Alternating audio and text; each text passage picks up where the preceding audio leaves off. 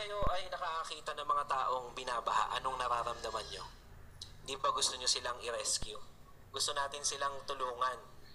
Pero kahit gusto natin gawin yon, hindi natin magagawa. Baka mapahamak din tayo.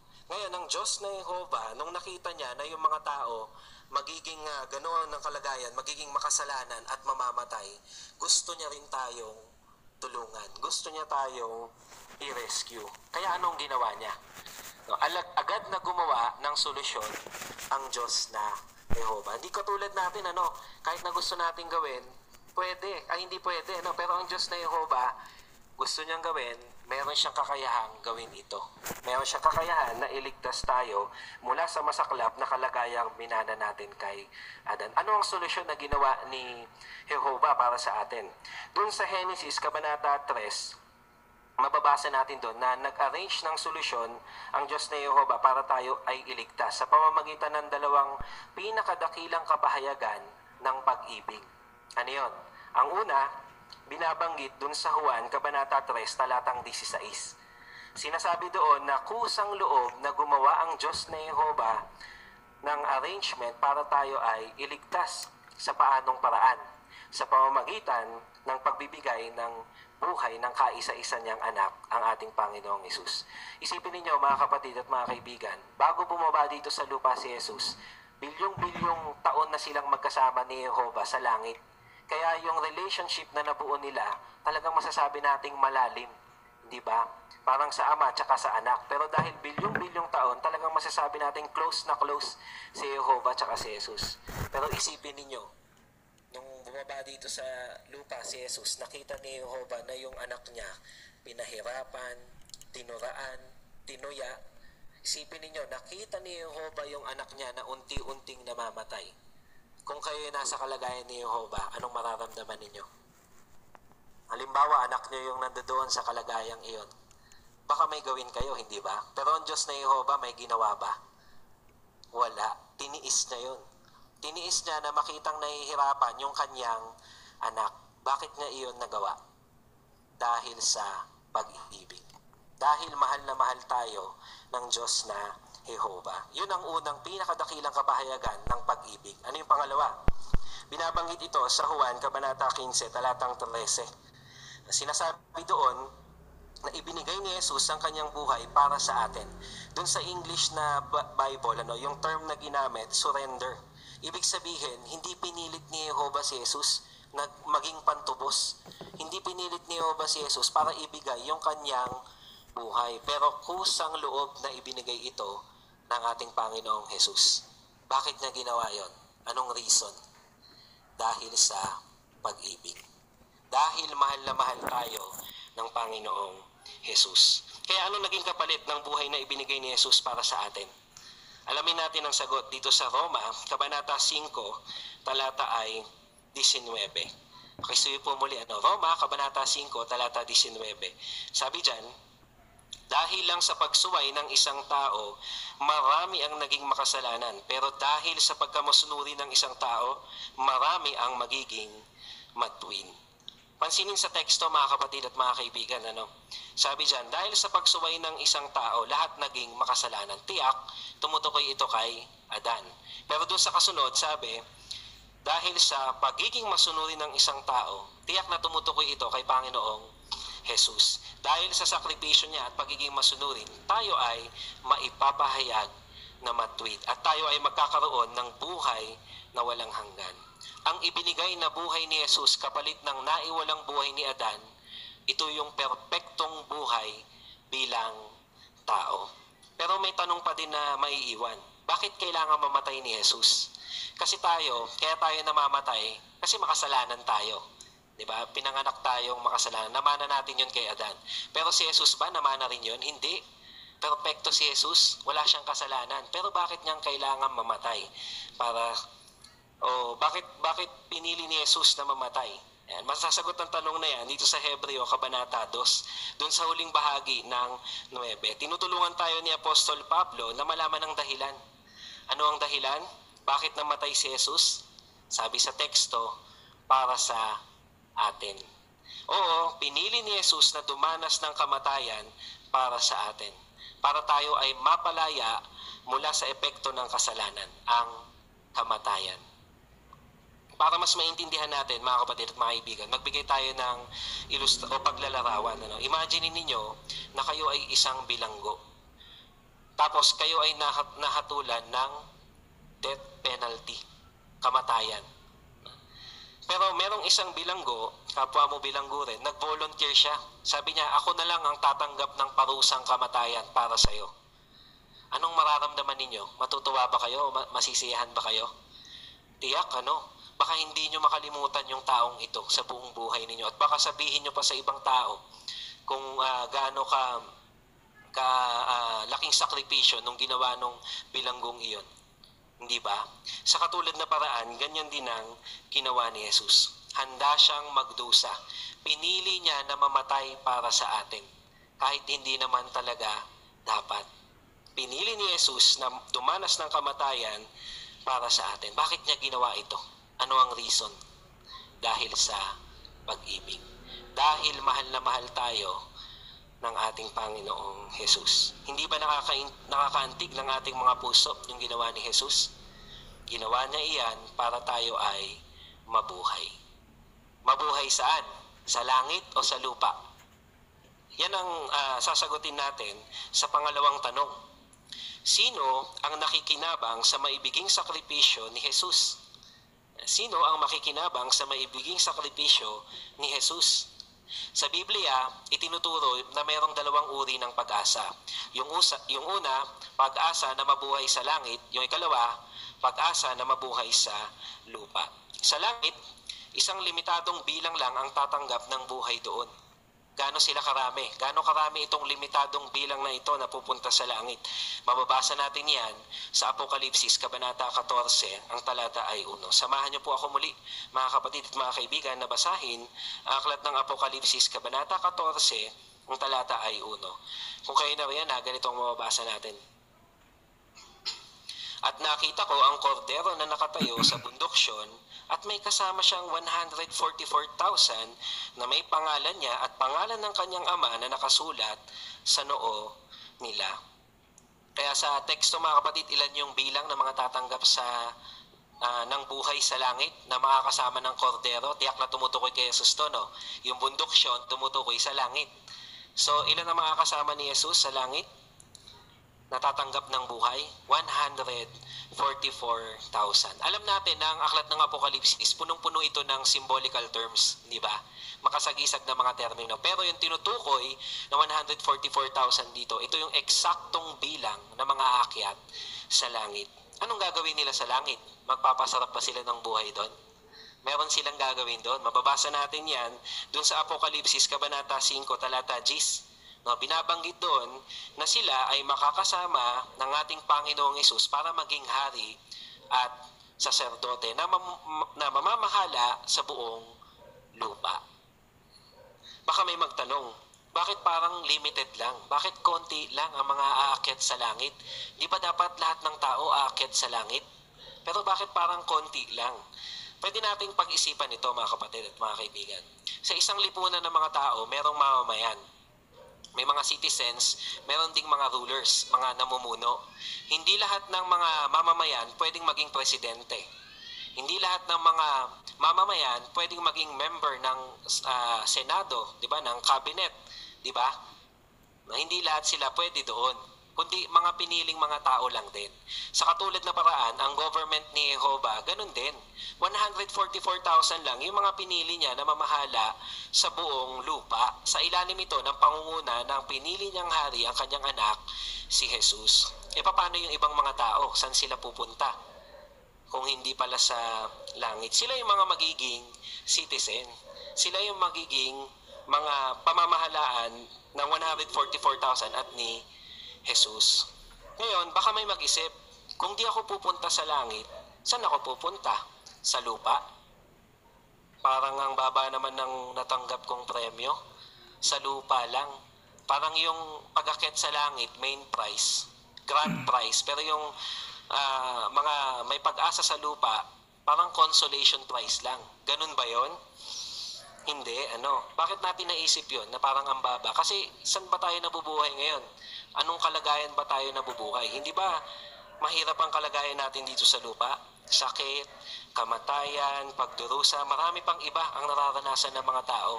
Kaya parang ang baba ng price dito lang sa lupa. Pero alam ba ninyo na sa paraisong lupa, mawawala na lahat ng iyon?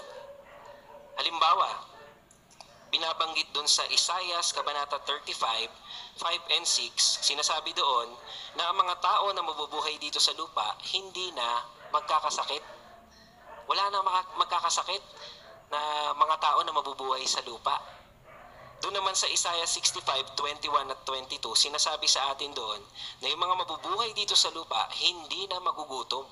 Hindi na rin mawawalan ng tirahan. At alam nyo ba kung gaano kahaba yung magiging buhay ng isang tao sa paraisong lupa? Masabi doon sa teksto, yung buhay ng isang tao ay magiging gaya ng isang puno. Alam natin na yung puno may napakahabang buhay. Alam nyo ba ang oldest tree na ulat sa atin ngayon, sa records, doon sa California? Siya ay tinatayang nabubuhay ng 4,850 years. Hindi pa siya namamatay. So magiging ganun kahaba ang buhay ng tao at hindi pa ito mamamatay. At sinabi pa sa teksto na ibibigay ng Diyos na Yehova lahat ng mga mabubuting bagay na gusto natin. Meron na ba kayong mga mahal sa buhay na namatay na? Baka kasama nyo pa sila last memorial. Sa paraisong lupa, bubuhayin muli ng Diyos na Yehova yung mga mahal natin sa buhay. Mayayakap natin ulit sila, makakasama natin ulit sila, makakausap ulit natin sila. At higit sa lahat, masasamba natin ang Diyos na Yehova na hindi nakukonsensya. Bakit? Kasi hindi na tayo magkakasala. Kaya masasabi ba nating second prize lang yung mga mapupunta sa lupa? Tiyak na hindi. Ngayon, paano tayo makakatiyak na magiging totoo ang mga bagay na ito?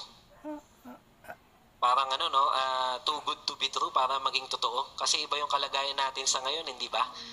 May dalawang dahilan. Ang una, nung nandito si Jesus sa lupa, gumawa siya ng maraming himala para ipakita yung mga gagawin niya sa hinaharap. Halimbawa, nung nandito siya sa lupa, nagpakain siya ng mga libo-libo. Di ba? Nung nandito siya sa lupa, siya ay nagpagaling ng mga may sakit. Nung nandito siya sa lupa, siya ay bumuhay ng mga patay. O hindi ba mas kaya niyang gawin yan sa hinaharap? At gagawin niya yan sa maraming mga tao sa hinaharap. At ikalawa, na dahilan para masabi nating magiging totoo ito, ay dahil sa pag-ibig ng Diyos na Yehova. Gustong-gusto ni Yehova na pawiin ang mga epektong naidulot sa mga tao ng kasalanan ni Adan. At talagang mangyayaring ito sa hinaharap. Bakit? Napakalaki ng binayad ng Diyos na Yehova na halaga para tayo ay matapos mula sa kasalanan. Ang buhay ng kaisa-isa niyang anak, si Jesus. Kaya sa mga napag-usapan natin, natutunan natin na anuman yung pag-asa mo, ito man ay sa langit o sa lupa, tiyak ang pagpapala sa iyo ng Diyos na Yehova. Pero ang tanong mga kapatid, pwede ba tayong mamili kung saan tayo mapupunta? Gusto ko sa langit kasi maganda ron. Pwede ba yon? Ang sagot ay hindi. Hindi po ito personal na desisyon. Pero pwede nating ipasya na maging bahagi ng pamilya ng Diyos na Yehova. Pero hindi natin pwedeng piliin kung saan natin siya paglilingkuran. Tanging Diyos na Yehova lang ang magpapasya. Bakit? Dahil siya ang nagbayad ng pantubos. Di ba? Siya ang nagbayad sala sa atin. Kaya siya ang may karapatan na mamili kung saan tayo maglilingkod. Ngayon naman, sagutin natin yung ikatlong tanong. Sino ang dapat makibahagi sa tinapay at alak? Para malaman natin ang sagot, basahin natin ang Lucas Kabanata 22, talatang 28 hanggang 30. Lucas Kabanata 22, 28 hanggang 30. Sabi dyan, gayunman, kayo ang mga nananatiling kasama ko sa aking mga pagsubok at nakikipagtipan ako sa inyo para sa isang kaharian, kung paanong nakipagtipan sa akin ang aking ama para makakain kayo at makainom sa aking mesa sa kaharian ko at makaupo sa aking trono. Napansin ninyo mga kapatid at mga kaibigan, nang pasimulan ni Jesus yung memorial, sino yung makakasama niya na makakain at makakainom sa kanyang mesa ng tinapay at alak? Sabi dyan, yung mga taong kung saan nakipagtipan si Jehovah at si Jesus sa kanila. Ang maliwanag na ito ay tumutukoy dun sa 144,000 na may makalangit na pag-asa. Ngayon, yamang sila yung dapat makibahagi sa tinapay at alak. Anong gagawin natin? Anong participation natin na may mga makalupang pag-asa? Pansinin ninyo yung salitang tipan dyan sa teksto. Yung salitang tipan dyan, alam nyo ba yung ibig sabihin yan? Na sa ibang salita, pwede natin yung ihalin tulad sa isang kontrata. Contract. Yung tipan tsaka kontrata, magkasing kahulugan yan. Parehas yan, nangangahulugan na ang ibig sabihin ay kasunduan at may bisa yung kasunduan. Kaya yung 144,000, meron silang kasunduan sa Diyos na Jehovah at sa ating Panginoong Jesus. Kaya sila yung dapat makibahagi. At dahil wala tayo doon sa kontrata o kasunduan, hindi tayo part, no? Hindi tayo dapat makibahagi. Para mas maintindihan natin, pwede natin itutulad sa isang sitwasyon. Isipin ninyo na kayo ay nanonood ng isang game sa TV. Yung sa game na yon, meron dalawang team. At yung isang team, sinusuportahan mo. Ngayon, nung nakita mo na nananalo na yung team na sinusuportahan mo, tiyak masayang-masaya ka, di ba? At lalo, nung sila yung nag-champion. Di ba, masayang-masaya tayo kapag nanonood tayo ng isang game na katulad niyan? Pero ang tanong, ibig bang sabihin na sinusuportahan mo sila? Yung premyo na makukuha mo, na makukuha nila, makukuha mo din. Hindi ba? Hindi. Hindi mo rin makukuha yung premyo ng sinusuportahan mong team. Bakit? Kasi hindi ka naman part ng team. Spectator ka lang. Di ba? Wala kang kontrata dun sa team na yon. Sila lang ang may kontrata dun sa team na yon. Pero ganun pa man, kahit alam mong hindi ka part ng premyo, malungkot ka rin ba? Malungkot ka pa din ba? Tiyak na hindi. Kasi masaya ka pa din na nanalo sila kasi sinusuportahan mo sila. Sa katulad na paraan, ganun din tayo. Kahit hindi tayo kabilang sa tipan o dun sa kontrata, sa kasunduan, hindi man tayo makibahagi sa tinapay at alak, masaya pa din tayo na mag-o-observe bilang mga spectator sa memorial. At masaya-masaya tayo na nasusuportahan natin ang layunin ni Jehovah at napapahalagahan natin yung sakripisyong binigay niya at ng kanyang anak. At tiyak, masaya din ang Diyos na Jehovah. Kaya maliwanag, ang dapat makibahagi lang sa tinapay at alak ay yung mga may pag-asa sa langit. Pero paano ba malalaman ng isang Kristiyano kung ang pag-asa niya sa langit? Paano ba yun? Pinapakita ng Roma Kabanata 8, talata 15 hanggang 17 na ginagamit ng Diyos ang kanyang Holy Spirit para ipaalam at tiyakin sa isa na siya yung pinili. Ito yung Holy Spirit, ito yung puwersang ginagamit niya nung nilikha niya yung universe, tsaka nung ipasulat niya yung Bible na ginagamit natin ngayon. At dahil sa Holy Spirit ng Diyos, kumbinsido yung mga pinili na sila talaga ay maninirahan kasama ni Jesus sa langit. Wala silang alinlangan na sila yung pinili. Pansinin ninyo, mga kapatid at mga kaibigan, yung binabanggit ng bantayan, January 2020. Sabi doon, ang totoo, kung nag-iisip ka kung pinahiran ka ng banal na espiritu o hindi, ibig sabihin hindi ka talaga pinahiran. Hindi na pinag-iisipan ng mga pinili ni Jehovah kung pinahiran sila o hindi. Sigurado sila. Kaya anong mararamdaman ni Jehovah kapag ka ang Diyos na Jehovah, kapag ka ang isa ay makikibahagi na hindi naman siya pinili? Anong mararamdaman ni Jehovah? Tiyak na malulungkot ang Diyos na Jehovah. Hindi ito pagpapakita ng pagpapahalaga sa regalong pantubos na ibinigay ni Jehovah. Ngayon, dumating na tayo sa aktual na pagdiriwang sa memorial. Yan. Tutularan natin ngayong gabi ang parisang ipinakita ni Jesus para alalahanin yung kanyang kamatayan. Bilang pagtulad dito, meron tayong mga inihandang mga emblema na ipapasa mamaya. At bilang paalaala, katulad ng napag-uusapan natin, tanging mga pinahiran o may makalangit na pag-asa lamang yung pwedeng makibahagi dito. Ngayon, basahin natin yung unang Korinto, Kabanata 11, talata 23 at 24. Unang Korinto, Kabanata 11, talata 23 at 24. Sabi diyan, dahil ang tinuturo ko sa inyo ay galing sa Panginoon, noong gabing pagtataksilan ng Panginoong Hesus, kumuha siya ng tinapay. Nang makapagpasalamat, pinagpira-piraso niya ito at sinabi, sumasagisag ito sa aking katawan na ibibigay ko alang-alang sa inyo. Patuloy ninyong gawin ito bilang pag-alaala sa akin. Ay nakita natin sa teksto, no? Pagkatapos manalangin ni Jesus, pinagpira-piraso niya yung tinapay at pinasa ito sa 11 natitirang tapat na mga apostol niya. Ngayon, yung tinapay na walang libadura ay sumasagisag sa katawan ni Jesus na walang kasalanan. At bilang pagtulad sa ginawa ni Jesus, hihilangan natin si Brother Richard Amor para pangunahan tayo sa panalangin. At pagkatapos, hilangan natin yung ating mga servers mamaya para ipasa ang tinapay. Manalangin po tayo. Soberano naming Diyos, kayo po na nagpakita ng dakilang pag-ibig sa amin. Kayo po na nagtataglay ng banal na pangalang Jehova. Sa araw na ito, kami po ay nagpapasalamat, Ama, na kami po ay narito pang i-appreciate ang inyong dakilang pagpapahayag ng inyong pag-ibig sa amin. Sa pagbibigay ninyo ng buhay ng inyong anak na si Jesus, para kami ay mapatawad sa aming kasalanan at magkaroon ng pagkakataon at pag-asa na magkaroon ng buhay na walang hanggan sa hinaharap.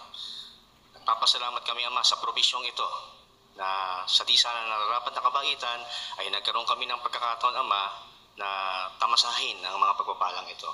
At sa oras na ito, ipapasa ang tinapay na ito ay sumasagisag o kumakatawan sa katawan na walang kasalanan ng inyong anak na si Jesus. Kaya kami po, bilang mga tagapagmasid lamang, kami ay kumilos na naayon sa napakinggan naming pahayag. Kaya po, ang lahat po ng panalangin ito, pagsusumamo at pasasalamat, pinarating namin sa inyong mahalikang trono sa langit, tangi po lamang sa karapan at pangalan ng inyong nagpupuno ng hari, ang aming manunubos, ang aming Panginoong Hesus.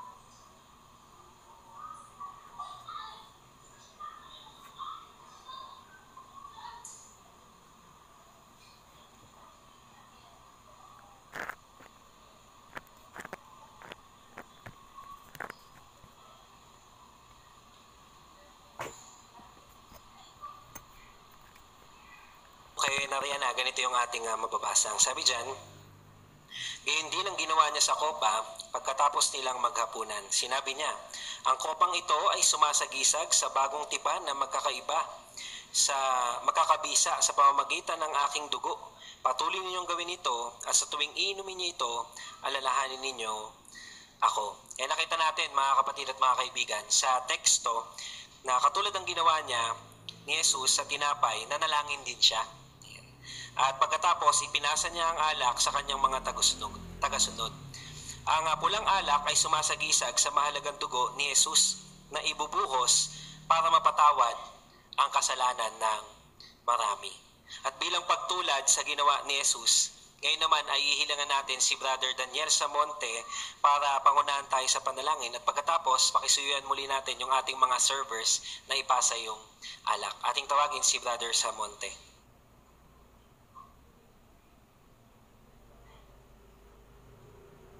Diyos na Jehovah, salamat po sa buhay at lakas na binigay mo sa amin at isang pribileyo po namin upang pasalamatan ka sa binigay mong kaloob upang kami ay magkaroon ng pagkakataon na mabuhay sa lupa sa walang hanggan.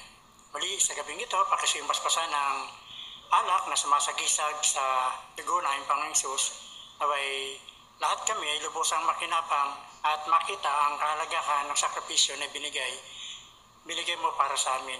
Kaya din namin dinadalangin ng mga kapatid sa buong lupa, naway maging matagumpay din ang kanilang gawain ito upang sa gayon kami lahat lubusang makinabang sa sakripisyong pinagkaloob mo. Patawad ang may Jehovah palagi sa aming mga pagkukulang at lahat na ba ito, ang aming mga panalangit, mga bagay na hindi nasambit, dinggin sa ngalan ng anak, aming Haring si Kristo Jesus. Amen.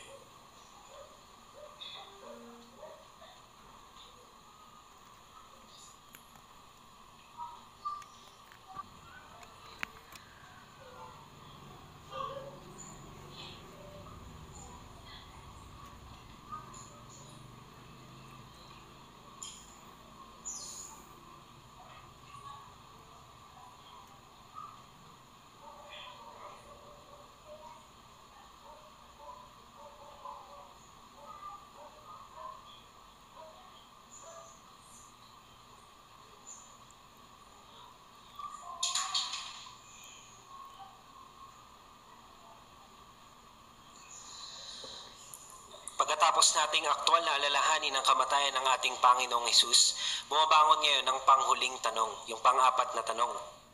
Ano pa ang pwede nating gawin para maipakita ang ating pagpapahalaga sa regalong ibinigay ng Diyos na Jehovah? Naalala nyo ba mga kapatid at mga kaibigan yung nag-udyok kay Jehovah? Bakit ibinigay niya yung buhay ng kanyang kaisa-isang anak? Naalala nyo ba yung nag-udyok sa ating Panginoong Hesus? Bakit niya ibinigay? O bakit kusa niyang ibinigay yung kanyang buhay para sa atin? Ano yung reason? Dahil yon sa pag-ibig. Dahil mahal na mahal tayo ni Jehovah at ni Jesus. Kaya naman, may papakita natin yung ating pagpapahalaga sa ibinigay na regalo ng Diyos ni Jehovah at ni Jesus. Kung pipiliin nating sambahin si Jehovah, udyok din ng pag-ibig. Unahin natin sa ating buhay ang paglilingkod sa Diyos na Jehovah. Para sa ating mga bisita na nandito ngayong gabi kasama namin, may papakita po ninyo yung inyong pagpapahalaga kung pipiliin nyo rin na kilalanin at sambahin ang Diyos na Jehovah. Doon sa Juan 17:3, ito yung magbibigay ng daan sa inyo para magkaroon kayo ng buhay na walang hanggan. Pero sabi doon sa teksto, kailangan nating makilala si Jehovah at si Jesus. Paano natin yun gagawin? Hindi naman natin mababasa yung tungkol kay Jehovah at kay tungkol kay Jesus sa ibang aklat, hindi ba? Mababasa lang natin yan sa Biblia. Kaya anong gagawin natin? Pag-aralan natin ng Biblia at bulay-bulayin ang kanyang salita. At habang ginagawa natin iyan, tiyak na yung pag-ibig natin kay Jehovah at kay Jesus lalalim. Parang pagka nakakilala tayo ng mga bagong kakilala, hindi ba, ng mga tao, habang mas tumatagal, lalaman natin yung tungkol sa kanila, mas lalalim yung pag-ibig natin sa taong iyon. Ganon din sa Diyos na Jehovah at sa ating Panginoong Jesus. Tiyak na pagpapalain ni Jehovah yung pagsisikap mong patibayin yung kaugnayan mo sa Kanya at tutulungan Kanya na mamuhay ayon sa Kanyang mga pamantayan. At gustong-gusto ni Jehovah na magtagumpay ka. Hindi Kanya hayaang mabigo. Hinihimok din namin kayo na regular na dumalo sa mga pagpupulong, hindi lang sa mga katulad ng mga special occasion na ito, no, kundi sa mga mga regular na pulong na isinasagawa ng mga saksi ni Jehova. Tutulong ito sa atin para patuloy tayong manghawakang mahigpit sa pag-asang taglay natin. Tiyak doon sa ginawa ni Jesus na tinalakay natin kanina, na antig yung ating mga puso, hindi ba? At tiyak na mas lumalim pa yung pag-ibig natin sa Kanya at sa Diyos na Jehova. Kaya ngayon, ang tanong, paano ba tayo dapat maapektuhan nito?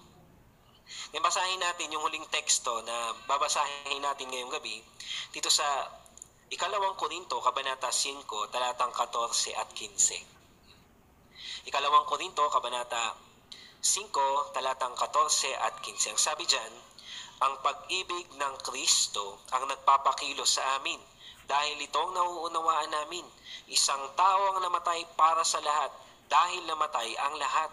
At namatay siya para sa lahat, nang sa gayon, ang mga nabubuhay ay hindi na mabuhay pa para sa sarili nila, kundi para sa Kanya na namatay alang-alang sa kanila at binuhay muli. Oo, dahil sa pag-ibig natin kay Jesus, nauudyukan tayo nito na paglingkuran ang Diyos na Jehova, katulad ng ginawa ng ating Panginoong Jesus. Ano man ang mga hamon na dadating sa iyo, maging panatag ka. Dahil laging nandiyan ang Diyos na Jehova para sa iyo. Sa susunod na mga araw at linggo, patuloy ninyong pag-isipan ng may pagpapahalaga yung isinakripisyo ni Jesus. Pwede mong tanungin yung sarili mo, ano pa ang magagawa ko para maipakita ang pagpapahalaga ko at pag-ibig? Paano ko pa mapapalalim ang pag-ibig ko kay Jehova? Pwede natin iyang pag-isipan sa ating pag-uwi at sa mga susunod na mga araw. Habang mas pinapahalagaan mo ang ginawa ng Diyos at ni Kristo para sa iyo, makikita mong talagang isang kamanghamanghang buhay ang naghihintay sa iyo, ang maging part ng isang malaking pamilya ng Diyos na Jehova. Isang magandang gabi po sa inyo, mga kapatid at mga kaibigan.